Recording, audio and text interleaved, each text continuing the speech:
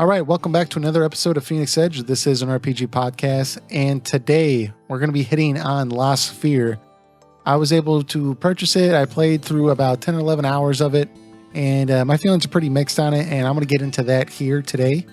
And then also we have some comments to read regarding our past two episodes with Final Fantasy 15 Royal Edition, the Final Fantasy 7 Remake, and surprisingly, there's actually a lot of conversation about Dissida NT as well that we're going to be diving into. Now, this episode is going to be a little different than we usually do, and that Eric actually had something he had to take care of today. And he's actually going to be out of town next week. So we don't want 2 weeks without Eric, right? That's unacceptable for this podcast. I'm just giving Eric a hard time here. But so what we're going to do is Eric actually bought Lost Sphear as well. He's got his comments that he's going to be giving about that game. And I believe he got Monster Hunter. He can correct me if I'm wrong. So he's going to give a little bit of thoughts about that too. And I'll let him know about the Dissidia comments as well and see if he wants to comment on that. But he's going to record that when he can. And then he's going to send that to me. And basically, I'm going to kind of insert that into this podcast. And it won't be a conversation, but it's just going to be me giving my full thoughts. And I have a lot of them in this episode. I went on for like almost 20 minutes, it seems like, on Lost Sphear. But I'm going to be giving that, and then Eric is going to be giving his thoughts. And that I'll have to do for this episode. And other than that, before we get into that, if you all are listening to this on iTunes, check out our YouTube page. It's Phoenix Edge RPG Podcast. Just put that in the search engine. We should pop up. Subscribe. Check out the video version of this podcast. Leave your comments in the YouTube channel or the YouTube video comment section, and we'll read those on here. Other than that, let's go ahead and jump into this episode. All right, so Lost Sphear. It came out on January 23rd. It's the second game released by Tokyo RPG Factory, which is just like a company or a studio that Square has set up to really release games kind of in the style, or at least they claim to be, of the Super Nintendo golden days with Square. It's supposed to reminisce the games like older Final Fantasy games. They constantly mention Chrono Trigger and Final Fantasy VI.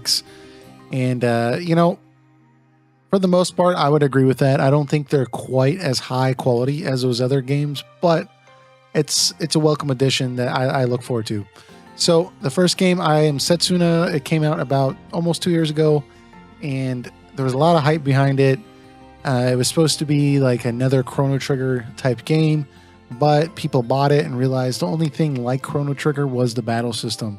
The story itself was not as good as Chrono Trigger's story, and they felt like the environments were very bland. People were unhappy because the soundtrack was mostly piano, and the storyline was predictable for some people, and overall it was just seen as like an okay RPG. It wasn't terrible. It was competently made, but it wasn't as good as any of the old Square titles, which is what this company was stating basically that inspired them. So it kind of fell short from that for a lot of people. But regardless, shortly after I Am Setsuna came out, Tokyo RPG Factory announced that they were working on a second game, kind of in the style of I Am Setsuna, but it was going to be in a different universe, and it was called Lost Sphear.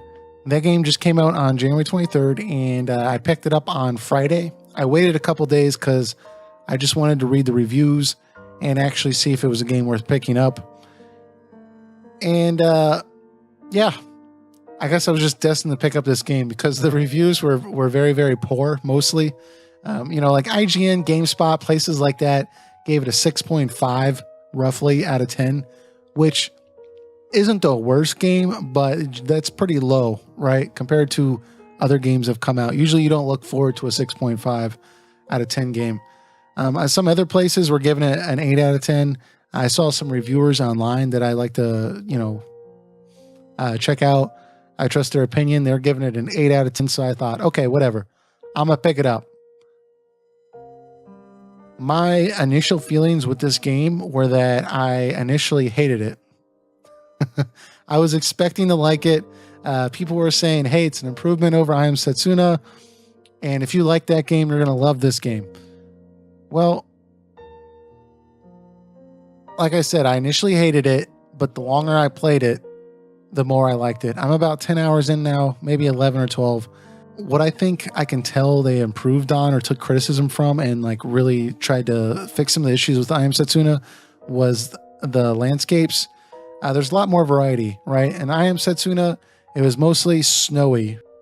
So everywhere you went, there was just snow and ice. It was all white. That's all you ever saw. And a lot of people didn't like that. It didn't bother me too much because I felt like it matched the doom and gloom of the story. But a lot of people were like, hey, no, Chrono Trigger, Final Fantasy VI, Phantasy Star, all these games. Well, I know Phantasy Star wasn't a Square-related title, but regardless, it's in that realm, right? Where they would have like these dramatic changes in the landscape. I mean, Final Fantasy VI, you would go through open fields and you go through mountains. At one point, the whole earth is scorched. You can go through like watery areas. It was very, very interesting and kept your attention. Same thing with Chrono Trigger, just being able to go through time and see the changes that decisions you made manifest themselves in. It was very, very interesting. And I Am Setsuna, it was just snow. So this game actually has a variety of different things to look at, right? So right out the gate, grass, you're seeing like beaches and stuff like that. Like it's a lot more interesting to look at. I mean, there's actual towns that have inns and like weapon shops and everything. Whereas before it was kind of like, well, you just bought potions if you needed to heal, right? They didn't have inns. So, I mean, there's a lot of different things that make the game stand out from that reason. It's just a lot greater of a variety of environments for you to travel around in and keep your interest, which I think was a positive for this game thus far. And also the soundtrack. The soundtrack is not just piano based. Now, there are plenty of pianos in the soundtrack, but it does use a lot of orchestral parts, which overall I would say is used pretty well. It does add a little bit of greater flavor to the game, especially some of the boss soundtracks are pretty cool. I actually dig them. I think I might listen to them later outside of when I'm playing this game. Also, the characters, they have feet. The characters on Lost Sphear have feet. This is a big deal for me. It drove me nuts in I Am Setsuna when all the characters would run around with these like toothpick legs, but there would be no feet. And it would just drive me nuts because it looked like people were just running around on these like stumps. And I was very, very confused initially with like what they were going for because there was no old Square game in which people did not have feet. I was just like, why would you do this? But outside of that, the one area that I actually think I Am Setsuna actually did better than Lost Sphear was the cast of characters. And I Am Setsuna, the cast that you get is actually very interesting, I found. I wanted to know more about each of the characters. We actually delved into each of the characters' stories more. And in general, I felt like they're a much more interesting cast of characters that I actually enjoyed and added a lot to the game. You know, you had Setsuna, who was very innocent, would pretty much get the shirt off her back to help anyone. Even when you had the like evil dude that was trying to kill him, when you had the chance to kill him, Setsuna said, no, let's not do it. That's not who I am. You know, let's give him a chance. You had Yomi, I think is how you say it. I don't know. The like swordsman guy that's a little bit older, and he had his whole thing, and like he was trying to deal with Kerr, the little animal dude, animal/human, and he was trying to like basically rebuild his race or something like that. I can't quite remember his whole thing, but I remember some deal with his life and it was going to get cut in half, but he wanted to just see the world. And I don't know. I think the monsters were killing them off or something like that. And I'm not going to go through the whole class of characters. My favorite from Setsuna by far was Julian. I think is how you pronounce it. She kind of reminded me of Beatrix from Final Fantasy IX. But all the characters were fairly interesting besides the main character. But the way they worked the main character in towards the end of the game, I'm not going to spoil it, was far more interesting, I found, than how far I am into Lost Sphear. You know, in Lost Sphear, we have the main character, Kanata, which is like your stereotypical JRPG character. He looks like somebody out of an RPG Maker default style tile set. He's got his little white headband and like a sword. And, there's not too much that's interesting about him. Of course, he's an orphan. And he's trying to find his mom. And that's about it, right? He always does what's right. You have Illumina, which thus far I have no idea why she's even in the game. All of her lines are just throwaway. She just says things to say things. Locke, he's got personality, but basically all you know about him is he's hungry all the time and he likes to eat and he wants to be like his dad who was in the military. Van, hey, all I know about him is he's kind of snobby and he was royalty, I guess. I don't like this cast of characters, and there's 2 other characters that I've gotten thus far that I'm not going to bring into because I don't want to just completely spoil this game here, but the cast of characters is just not very interesting, I found. Their dialogue back and forth is usually pretty lifeless. Every now and again, you'll get a nice little scene that actually seems interesting, but by and large, the personalities of the characters themselves I found is fairly boring. And that's one area where I don't think this game quite excels like it did in I Am Setsuna. If there's anything you can say about Setsuna, you have to say the characters themselves were actually fairly interesting. At least I found. But by and large, the first 2 hours of the game are not very good for me. I actually fell asleep with my controller in my hand while I was playing the beginning of this game. It was just not very good, in my opinion. It's there's things that happen in the game that you could say, hey, at least this is pretty big as far as the plot goes, but it's so tropey. For example, you start the game off and you're in town. The main character believes this little introduction sequence was just a dream, and you have to go find the village elder. Oh, what is this? Secret of Mana? So you go find the village elder, and they're like, hey, you have to go ring this bell when monsters enter town. Go ring the bell and kill the monster. Well, you kill the one monster, and then you have to go fishing to get a fish. While you're away fishing, the village is encompassed or engrossed in this white mist, and it's forgotten. And then you have to then the game sends you on all these fetch quests to try to get your town back, and it's just dragging on. But once we get past that general introduction sequence, the game actually picks up, and I actually really, really started to enjoy it. In particular, I really liked how the game has its combat system set up to where it forces you or rewards you for being strategic. So in I Am Setsuna, it tried to emulate Chrono Trigger, where you just run up to enemies and you battle them on wherever you found the enemy. And it was kind of weird in which your characters could move only if they were hit. And it would kind of cause you to have to be a little strategic, because a lot of times if you wanted to use your healing magic, you would have to wait until your character just happened to be within the range of one of your other characters, but it wouldn't let you move your character. So that annoyed a lot of people. So a primary function of this battle system is every time you get to attack, you can also move your character. And when you move your character, you can kind of use different strategies to try to attack multiple opponents or just one opponent. And certain characters can attack an entire straight line of enemies, and it really rewards you for taking your time to try to figure out how to maximize how many enemies you can attack. So I really, really enjoyed that, but I do think it took a while for me to get a handle on it. So it might be a little turnoff for some people, because initially I was just like, okay, whatever, it's turn-based, XXXXXXX, and just trying to blast through it that way. But once I took my time with it, it was much more interesting. And because of these game mechanics, I have found that the boss battles are actually fairly interesting as well. Usually a lot of the boss battles will encompass some way of the enemies sucking all the players into a small group. So you're constantly trying to keep your characters from as far apart as possible in order to not allow the boss to be able to attack your entire party at once. which is usually pretty detrimental. Like, you just don't want that to happen. And that's the other thing with this game. These boss battles are ridiculous. Like, you'll just be blasting through regular battles, no problem. And then you'll get stuck in a boss battle and it will just throw you for a loop, man. Like, it's like, I think every boss thus far, except maybe one, I've actually had to try a couple of times, try out different strategies.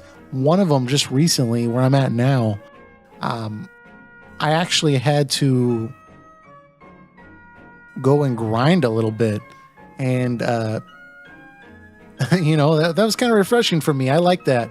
I don't like when games are just like, just let you just bust through everything like super easy. So I like that. It also has this other deal that's kind of mixed in with the battles, in which it takes a while for this to come, maybe a couple hours, maybe like 2 or 3 hours. But once you defeat an enemy, you can get these like memories, and your main character needs these memories to restore forgotten landmarks or like different parts of the map, right? And the reason this is so interesting is because a lot of times in like dungeons and such, there'll be these treasure chests that just have a white mist surrounding it, or there'll be a bridge that just has a white mist after it, so you can't go past it. And it's likely that there's going to be rewards over there, but you can't get to it because you don't have enough of certain types of memories to restore the treasure chest or restore the other part of the dungeon. And the only way to get those memories is to fight more battles. So it's like you could just not do it and just keep going. But do you want that item? If you do, you should probably go fight some more battles. So it kept me engaged with actually wanting to go fight things so I can get more memories. And I find myself actively like, oh, look, there's some more enemies. Let me go over there and get some more memories, because I don't want to be stuck in another dungeon or somewhere else and not be able to get a treasure chest because I don't have the right memories. Because that's the other thing. Like, it's not like you just have one type of memory. There's all sorts of different types of memories that I can tell, and different monsters drop certain types of memories, and different bosses drop certain types of memories, and you have to collect all these to open up different things. So from that regard, it's very, very interesting. I think the dungeon design for this game has vastly improved, and for that, I really, really applaud Tokyo RPG Factory, because they did a really good job with that. Let's see, what else can I talk about with this game? I feel like I'm reviewing the whole game, and I'm only about 10 or 11 hours in. The writing in general, I think I've seen people say the writing has improved, and I don't think the writing per se has improved as much as it's just more interesting, I guess. And that is an improvement in of itself, but the plot itself is more interesting, I guess you could say, than I Am Setsuna. However, it's not as much of a personal journey, at least for me thus far. I Am Setsuna was very much about discovering who these characters were, and each character had their own struggle they were dealing with. And in Lost Sphear thus far, it's mostly about the main character, and that's about it thus far. I can see where they're probably going to bring in some other characters, or at least characters in my party are going to have a bigger role to play. But thus far, like, it's fairly uninteresting, and I find like the actual exploration factor for this game much more enjoyable. The battle systems much more enjoyable. The actual equipment system is very, very cool. It's very much like I Am Setsuna, but it's a little more refined, and it's kind of emulated after, it feels like Final Fantasy VII with the materia system, where you just hook up what they call SpriteNet, which is basically materia, and it's got different, like, I don't know, skills and such that you can use, and it's got all these things you can stack it with that have different effects for battle. And there's so many different variables they've added to this game to kind of keep the combat very interesting, and I can tell that was a big focus for this game. But thus far, the actual story of the game, at least as far as the characters, like their characters' role in it, it's thus far pretty uninteresting to me. Most of the scenes I have small little complaints about, or it seems really, really awkward. So, I mean, that is what it is for me. But I don't know. Would I recommend the game thus far? It's hard for me to tell because I feel like $50 was a little too high for this game. I'm not quite sure where Tokyo RPG Factory is really getting that $50 figure from. Especially since there's no expensive, cutscenes that I can tell. There's no voice acting. I mean, they've reused a lot of the enemy designs that were from I Am Setsuna. They just reskinned them. A lot of the ideas are brought over from the original game. I'm not quite sure where they got that $50 figure from. I think $50 is a little high. So if you're kind of on the fence about this game, at least wait till it's about 40 or 30. It's been getting fairly mediocre reviews lately, so I can't imagine that it's still going to be $50 a couple months from now. Maybe by summertime, it should be a lot lower, and I would probably pick it up then. But hey, if you have a game that you just need some time to sink into a classic RPG, give it a shot. Thus far, like I said, it's not going to be Final Fantasy 9. It's not going to be Final Fantasy 7 or 6 or Final Fantasy 4. It's not going to be Chrono Trigger. But, it's interesting enough. It's kept me engaged. I would recommend that if you do buy it, before you start sending me hate, give it a couple of hours, get through the first 3 hours or so. There's a couple of really poorly designed scenes that are just very, very clunky. But once you get past the first couple hours, the game starts to be a lot more fun and engaging. So, I don't know. That's my thoughts with I Am Setsuna. Lost Sphear. If you have different thoughts or you just want to give your own opinion, give those comments in the YouTube channel. And I will be sure to read those or tell you what we think in response. All right, so moving on, we have a comment from Leon, who actually has a fairly long thoughts for the last episode, which we really appreciate. And he brought up his thoughts, or if you remember from the last episode, he said he had some concerns with the Dissidia demo, and Eric actually played it, and he gave his thoughts as well, and he agreed.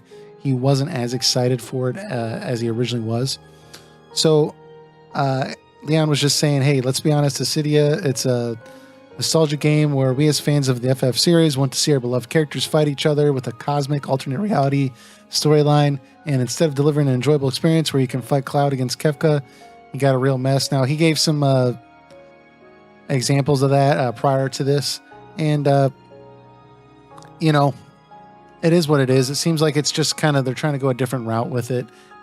Before that, or after that comment, we do have another comment from another guy that we know, Dude McKay, and he was saying that he actually liked the demo.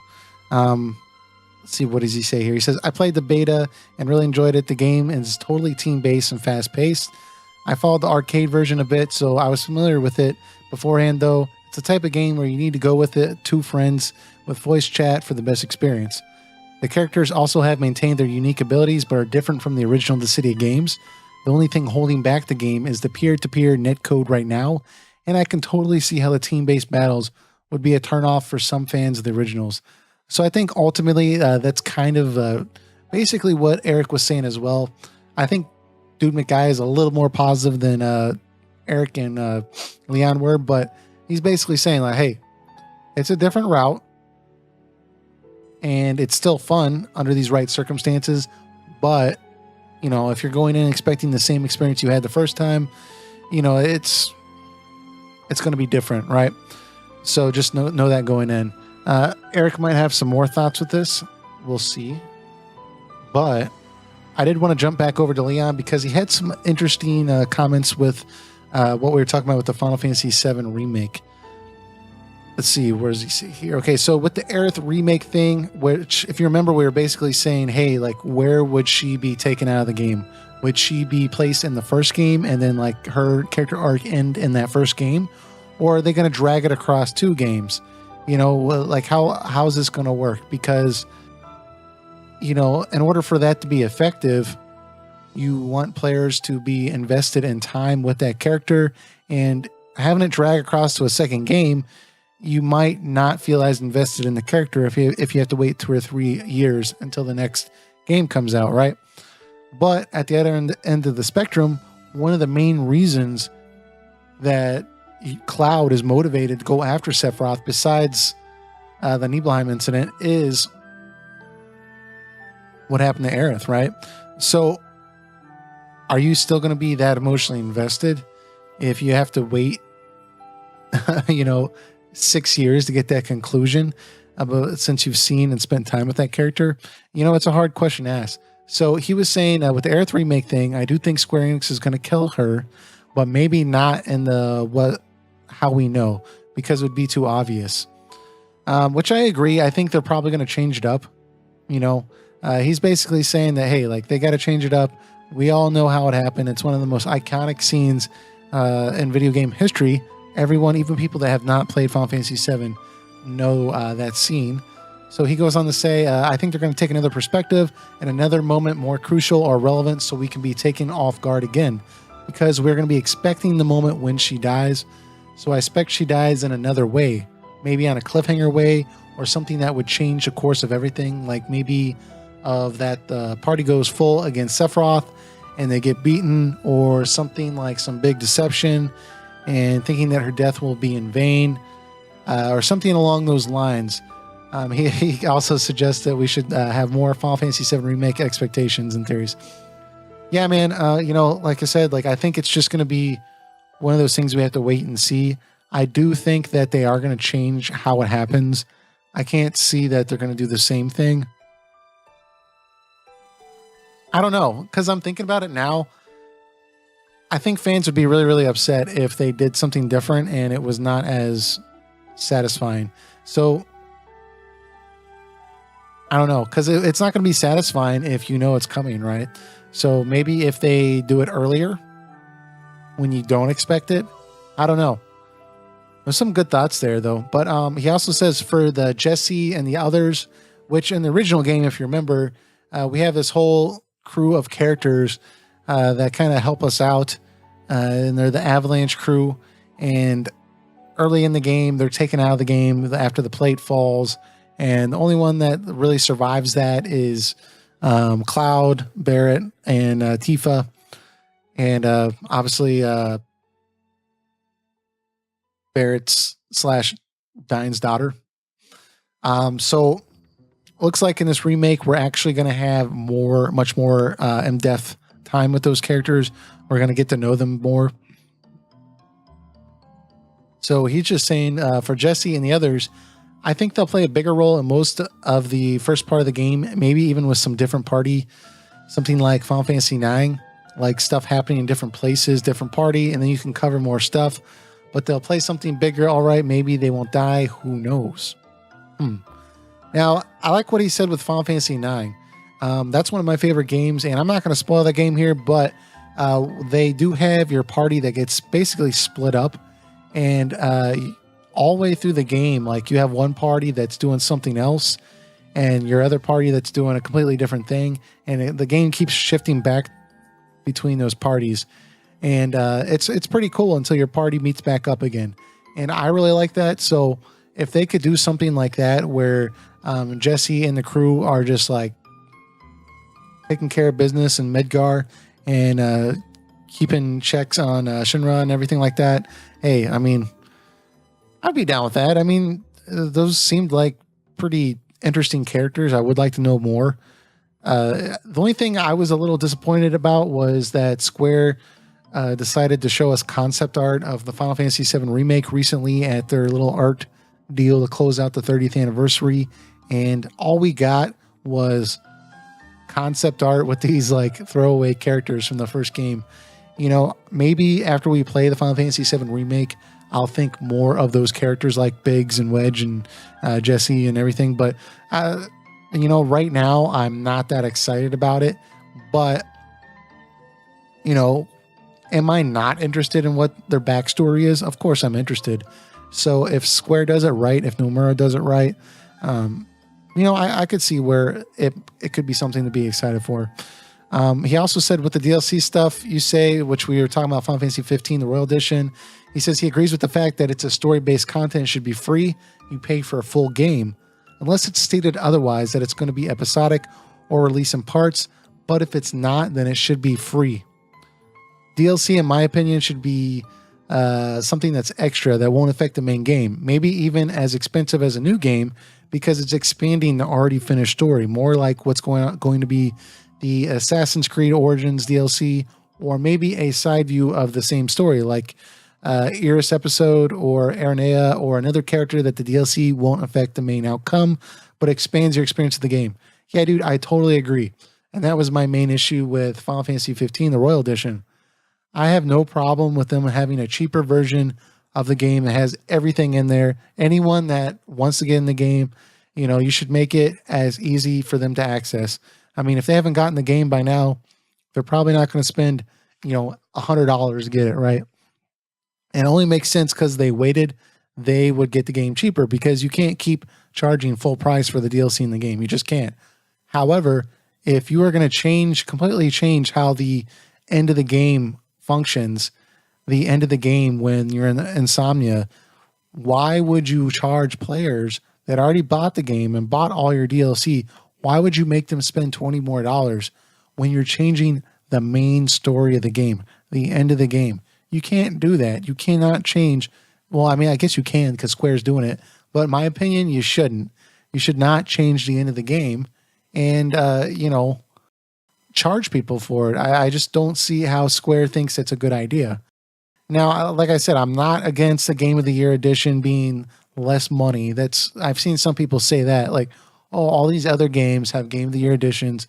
No one freaks out. Horizon Zero Dawn recently had DLC, and then they had a Game of the Year edition. Well, that DLC tells a side story that doesn't really affect the main plot. It just kind of fleshes out something else on the side that you weren't really missing to begin with. This Final Fantasy 15 Royal Edition has the complete, last 2 hours of the game is basically retold with, significant events that were changed. You have characters that died that come back. Other characters like Core come, and looks like he, sacrifices himself. I don't know if that's a spoiler, but that's what the trailer has. I mean, you have, the Kingsglaive individuals or knights or whatever, all these people returning to help you retake Insomnia. Noctis is giving this huge speech. This is changing the original game. This isn't some side deal. This is actually changing the original story of the game. And I'm sorry, you cannot have me pay money for that. I realize it took a lot of effort to do, and maybe you should have thought about that, Square, before you decided to change the ending and then charge people for it. I mean, people buy Final Fantasy games for the story, right? That's what they care about most. So if you're going to change the story, they're going to be upset when you charge them money for it after they've already paid $80 for your story. I mean, if you pay $80 for a story, you should have the original story and its completion. You should not have to keep forking over $20 more to get the main story. Now, am I saying don't release DLC? No, I don't care. Release Final Fantasy 15 DLC for the next 20 years. You know what, Square? You should do it every single year. Every single year, have a season pass with more DLC. I'm game. Let's do it.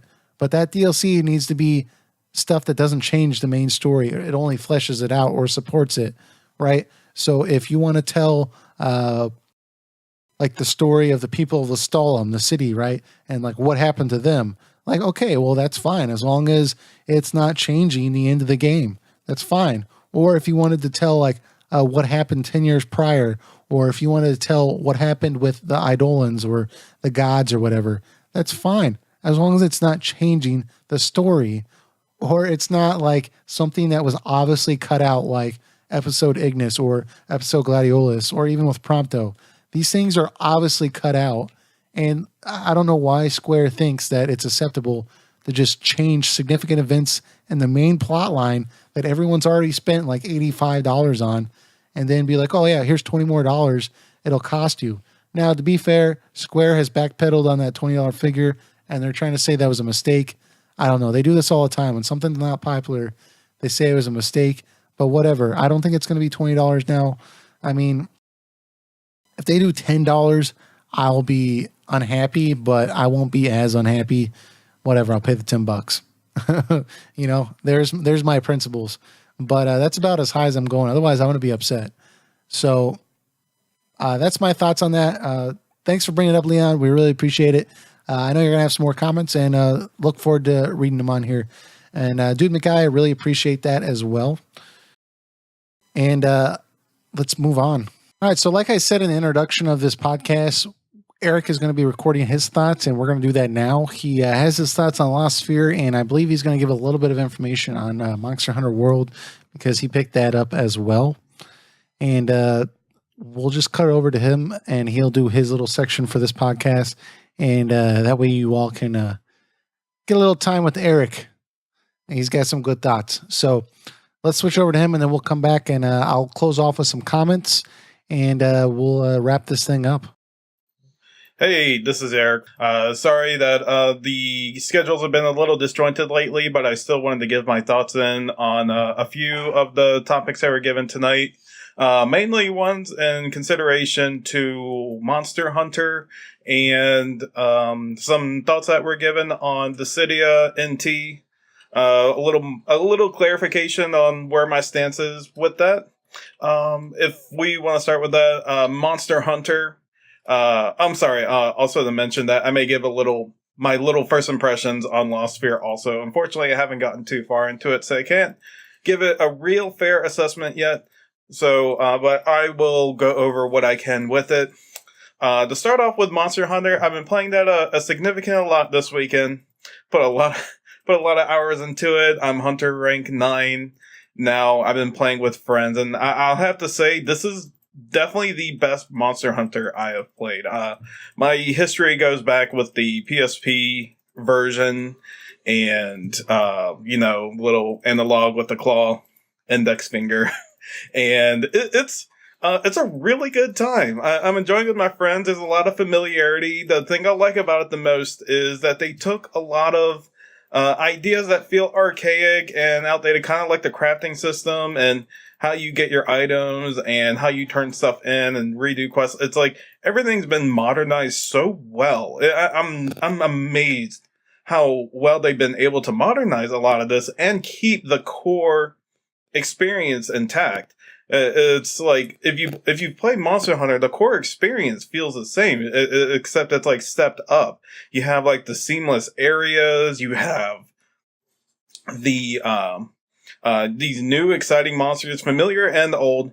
So many different ways to approach them and take them down with how the environment is, and like I said, cool modern features in that seamless map with with the Firefly system, so you don't need to use paintballs anymore to keep track of the monsters, and it's much easier to gather and hunt stuff, or like smaller stuff, than it was before. They definitely made this game accessible to newcomers. I won't say 100% for newcomers. There are still some things that are kind of hard to understand if you've not played Monster Hunter before, like how you're supposed to be getting materials and upgrading the armor, and like where you need to go next, or like what exactly do you need to hunt, or how you hunt it, or mechanics and stuff like that. But it's just how the accessibility and how easy it is to understand them overall is much better. Not 100%, but it's mostly there, and hopefully updates in the future, they'll continue to work on more stuff like that. But overall, very satisfying. The combat, again, very satisfying. You got 14 weapons to play with. You can switch around, see what works best for you. The ranged weapons are so much better this time. There are before you were very stationary with your weapons, and they were very heavy weapons, and you had to be very precise, and you had to time yourself right. But now they have it where You have much better control of it. You have like a third party, like assist over the shoulder aiming, like you would see in kind of like more traditional third person shooters you see today. And you have a lot more maneuverability than you did before. And the best part is it still feels like there's a strategic element to it. You need to know where to shoot and just know where to put like landmines and know how to position yourself to an extent. But the maneuverability is so much better and it feels seamless. And my overall thoughts is, yeah, I mean, Monster Hunter World is incredible. I give it 2 thumbs up. It's worth every penny. You know, go out and get it today. It's hot, fresh right now. Everyone's playing it. It's the best time to do it. With lasting appeal, that's up to Capcom. If they keep the content fresh with it, it's for how popular it is right now. I have no doubts that they're going to keep this game up a long time running. So if you're someone that just likes to casually play or hardcore play, I mean, they've made it for both parties here. And fantastic game. I can't get enough of it. And might even play it after I'm done with this recording. Okay, next is the Dissida NT. I think there was some confusion from people. They're thinking that I think like everything's wrong with this game or something like that. To clarify, I don't think the system itself is terrible. I don't know. I may have to check the video again and see what I say. Make sure I'm not putting my foot in my mouth. But I don't think necessarily it's a absolutely terrible concept that you're using 3 versus 3. It's just not one I agree with. It's not just one. It's not what I was looking for, and that's okay. I acknowledge it's not the same Dissidia as the PSP version. But the kind of argument I like to make is like, why did it need to change? Why did we have to make this full arena where you have to manage like all this stuff when the original Dissidia was perfectly fine? Everyone was just asking, can we just have a console online version, or even arguably like a next step up in whichever next handheld it wants to be, and just have online aspects to it? Because that's the one downside to the original Dissidia was it didn't have online elements or strong online elements. You still had to play locally with friends, both the original and Duodecim. So I was kind of hoping that when this console version came out, it was going to be that to just on the console and online. I mean, that's really all you had to do. But Square Enix decided that it needed to be more than that. And if I'm thinking about it, I can understand why they took some of the RPG aspects out. Because it was originally in arcades. And, they could have done like a game card thing in Japan, but that was probably more trouble than it was probably worth. So they probably took a lot of the RPG aspects out. And I can understand that. But in terms of the game itself, like, I think it would have been better if they stuck to what worked in Dissidia and then make it kind of like Marvel vs. Capcom if they needed to do a 3 versus 3 where you can switch characters out like immediately, like, but still like 1 versus 1. I personally think that would have been much better. If you really enjoy the aspects of NT the way it is now, that's perfectly fine. I won't say it's terrible, but when I played it, I just found it very chaotic, very clunky. I mean, there's just so much going on the screen that I felt like I was getting cross-eyed from it. It's like I'm trying to fight someone, and then they're trying to get me to go fight for a crystal, and then I'm going back, and I'm like, where's the person? It's like, maybe if I put a little more time into it, I could probably understand it better. But it doesn't feel fun enough that I want to try to get to learn more of it. It just feels bare bones. It really does.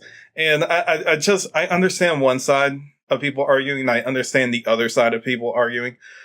And maybe I meet more in the middle. I understand that people like it. I'm not going to be like, you're wrong for liking this. It should have been like the original. But if that's what people like, more power to them. It's just, again, I know I'm repeating myself, but I say it was unnecessary. It feels more complicated than it needs to be, and the game feels like a shallow product with the features I think it would have made it stand out even more. Now it just kind of feels like, just like another 3D fighting arena. I know there's not too much of them, but I've tried a couple of them, and this one just doesn't feel significant. It's nothing I want to stick with. That's why I have personally decided not to get it right now.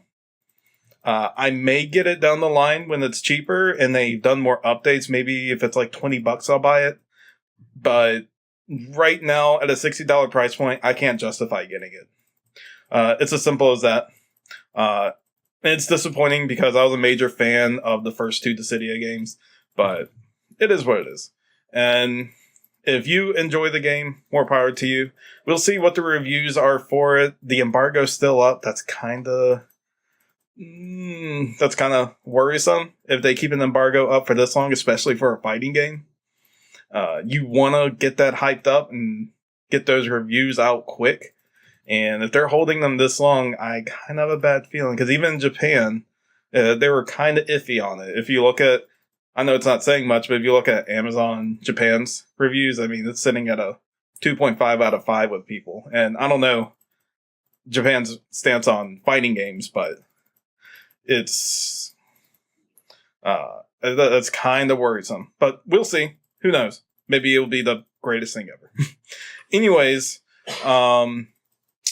to the third thing I want to go over, a Lost Sphear. Again, like I said, I've not put much time into it to give it a fair assessment. For what I have played, though, I've played about 3 to 4 hours of it. And I will say there's definitely a lot of things I like about it more than I Am Setsuna. First off, there's already more variety in the small time I've been playing in terms of like themes and everything, like the world and everything, compared to I Am Setsuna, which was everything was snow, ice caves, or ruins. That was it. And this we've already gotten like cool ancient ruins, like colorful forests and everything like that. I mean, it is a pretty game for one that's, obviously like a low budget title. The battle system is pretty okay. It's a little confusing and chaotic at times when you're trying to get people positioned. Like, I know I was doing the boar fight, and like every time I got my characters positioned, like it just kept bringing my characters in. And with a system that's ATB, active time battle, for people who don't know, it's very, like I said, it's very chaotic. I'm trying to get so much done with these characters at once. Like, my brain can only function one character at a time.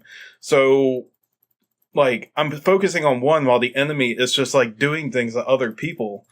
And while I'm trying to get characters positioned and moved while it's going on an active time rate.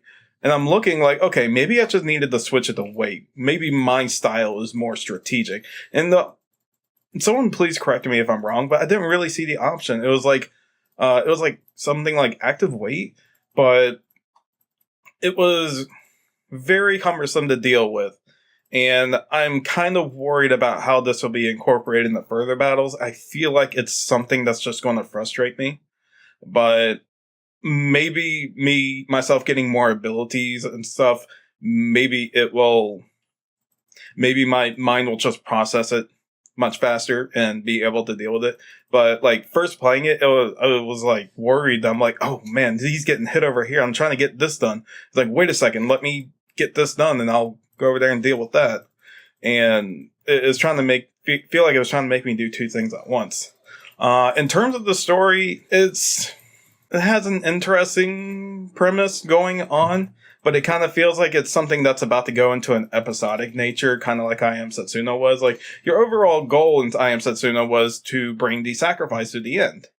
And you had just episodic events that happened on the way, and occasionally you would have stuff that was towards the main goal. It kind of looks like Lost Sphear is kind of going with the same thing here, except that like your job is to restore the memories of the world. And I feel like it's going to be another episodic type of event instead of just like feeling like a coherent story, which can be perfectly fine if executed well.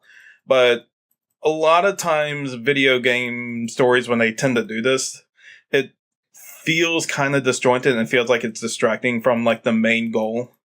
Is when you stray too far from the main goal of a story. But Lost Sphear may be able to pull it off well, just fine. But again, I just worry it's just going to be like very bare bones. Could I say the price point of it is worth $50? I mean, just the budget of the game alone, I'm kind of skeptical on why it's $50 to begin with. It's $10 cheaper than Square Enix's AAA titles. And it's a very simple 16-bit like game. And I never agreed with Eye of Setsuna being around that price either, and that game didn't convince me enough. I'll play through it more. I'll see if it's really worth it. But at the end of the day, I don't think you should be spending $50 on it yet. Wait till it's on sale.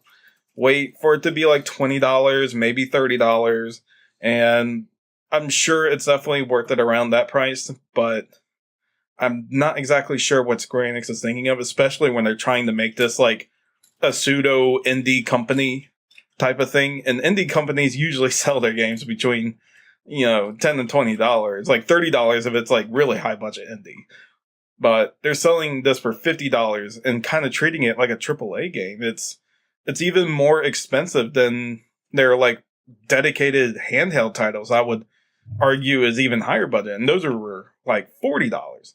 So again, I don't know. It's too early to give a full assessment. I like where it's going, despite some of my issues I have. So I'll see where it goes, and I'm sure myself and Hat will give a more detailed review about it when it comes. So that's what I have for now. If you don't leave comments, I'm sure we'll respond to it and answer to it. And thanks for listening. All right, bye. All right, so that about wraps it up for this episode. And next week, we'll have another episode for you all, depending on how things work. Eric will not be there, unfortunately. He's got to go out of town, and it's just not going to be practical for him to try to record and, while he's elsewhere, which makes sense. So I will try to do this thing solo next week and see how that goes, hopefully, as time permits. But we really appreciate you listening to this episode, and give this a subscribe if you're this far, and we'll have another video out for you next week. Thank you.